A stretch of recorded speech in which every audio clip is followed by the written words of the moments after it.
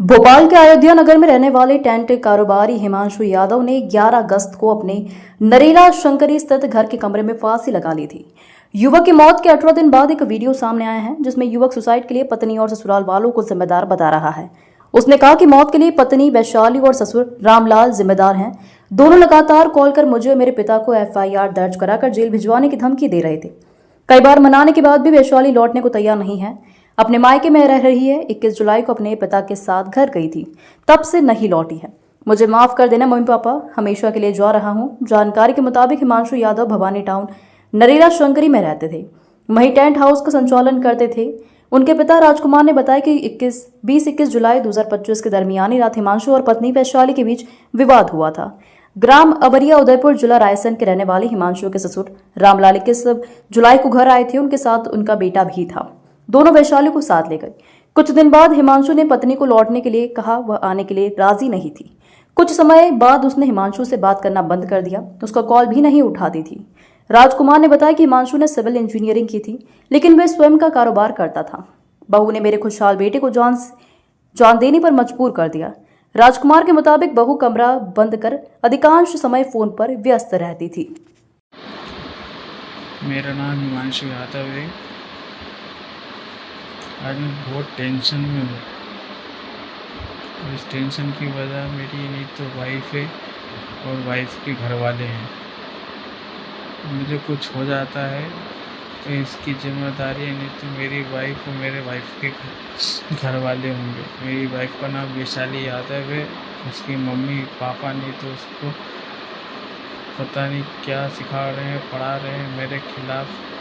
मेरे घर वालों पर नहीं छोटा छोटा इल्ज़ाम लगवाने की धमकी दे रहे हैं कि तुम्हारी कंप्लेंट कर देंगे पुलिस में, थाने में, ये कर देंगे। मेरी कोई गलती नहीं। 21 जुलाई को ये घर से सारा सामान लेके चली गई थी। फिर बाद में ने मेरे को कॉल लगाना बंद कर दिया, सारे कांटेक्ट बंद कर दिए। मैं कॉल लगाता था तो ये उठाते नहीं थे। बस फिर लड़ाई करने लगे। अब मेरे पापा को फ़ोन लगा के धमकी दे रहे हैं कि तुम्हें जेल पहुंचवा देंगे हम। ये वैशाली के पापा बोल रहे हैं। मैं इतने डिप्रेशन, इतने टेंशन में हूँ कि मैं क्या करूं। पापा मुझे माफ करना नहीं था।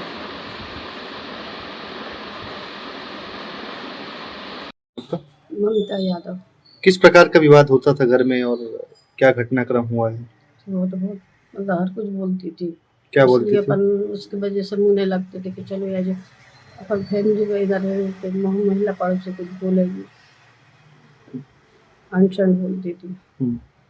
कुछ विवाद भी हुआ आपसे या किसी से विवाद घर में होता था? हाँ, हम लोग से मतलब बहुत मुँह चलाती थी और कोई ऐसा के लड़ने में बहुत बोलती थी।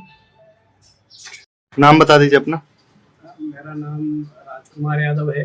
कहाँ के निवासी हैं? मैं भवानी टाउन नरेला जोड़ का निवासी हूँ। क्या था पूरा मामला, क्या घटना घटी आपके? का मामला ये था कि जब से शादी की हमने छोटे वाले बेटे की, हिमांशु यादव की, जब से 2-4 महीने तो ठीक ठाक रही। इसके बाद बहुत परेशान करने लगी। कौन? बहू, छोटी वाली बहू। क्या नाम था उसका? उसका नाम था वैशाली यादव। वो इतना परेशान करने लगी कि कभी भी लड़के से पैसे छुड़ा ले जाए।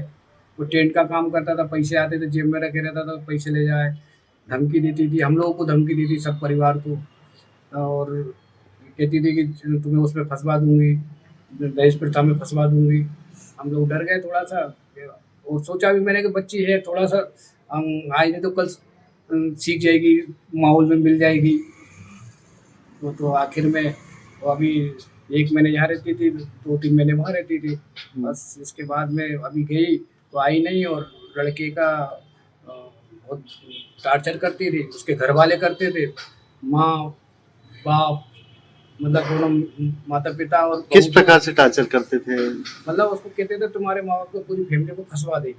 बार बार एक ही चीज़ कहते थे, काहे में फंसवा देंगे?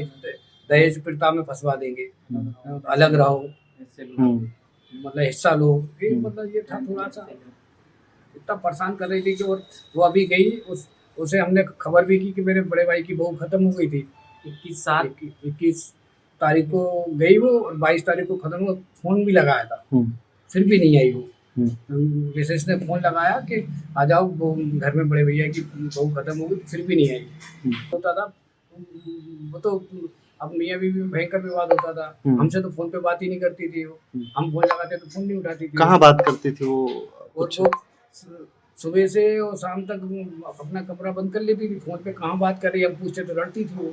उनके माँ बाप को भी हमने बताया था, उन्होंने मम्मी पापा को भी बताया, कि भाई को भी बताया कि वो किससे फोन पे बात करती, तुम्हारे से बात करती थी, क्या बात करती है वो। नहीं, हमारे यहाँ तो अब कोई विवाद नहीं, खाने की कोई कमी नहीं, हर चीज़ की सुविधा थी उसको, मतलब बैग पहनने की, ओढ़ने की, सब कुछ सुविधा थी। मगर उसके दिमाग में क्या चल रहा था, क्या नहीं चल रहा था, अब ये तो वही जाने, ईश्वर जाने। शादी को 2 साल हुए, 7 तारीख को 6ठा महीना 23 में शादी हुई थी उसकी।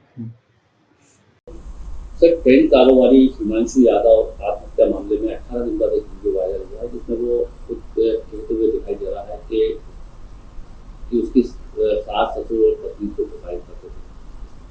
ये थाना अयोध्या नगर की घटना है। इसमें एक मर्ग कायम हुआ था, जिसमें हिमांशु यादव नामक व्यक्ति द्वारा सुसाइड किया गया था। इसमें मर्ग जांच में इसमें इन्वेस्टिगेशन किया जा रहा है, जो भी विधि सम्मत कार्रवाई इसमें की जा रही है। तो आरोपियों पर मामला दर्ज हुआ है? हाँ बिल्कुल, जो भी तथ्य आएंगे उस अनुसार कार्रवाई की जाएगी। सर, इस बात पता चल पाएगा 18 दिन बाद वीडियो आया है तो कहाँ से आया? वो इन्वेस्टिगेशन का विषय है, उसमें जांच कर जो भी वैधानिक कार्रवाई वो की जाएगी।